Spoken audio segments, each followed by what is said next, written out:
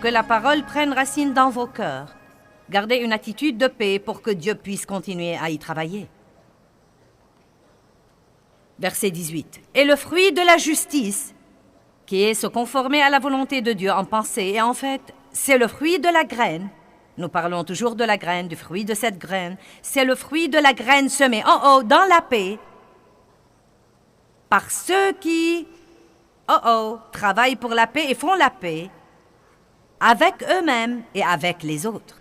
Or, j'ai vu ça il y a bien des années et des années, et ça m'a fait vraiment comprendre pourquoi le diable veut exaspérer tout le monde avant d'aller à l'église ou à une réunion comme celle-ci, où ils vont entendre la parole. C'est très important pour moi, quand je monte ici pour prêcher, que je sois complètement en paix. Et ne pensez pas pour un instant que le diable n'essaie pas de m'exaspérer.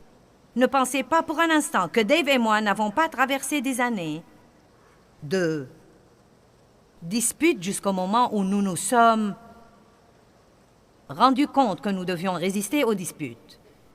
Et puis j'ai découvert au fil des années à quel point c'était important pour moi d'être en paix quand je monte en chair. Il y a des pasteurs qui ne vont carrément pas à l'église avec leur famille pour ne pas prendre le risque de s'énerver avant d'y arriver. J'en connais plusieurs qui ne vont pas ensemble car ils essayent de protéger leur onction et de rester en paix.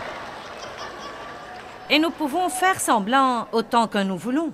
Dave et moi pourrions nous disputer toute la semaine, nous disputer le matin, et je pourrais monter ici et mettre ma tenue. Et Dave pourrait mettre son costume, et je pourrais sourire et dire « Le Seigneur soit loué ».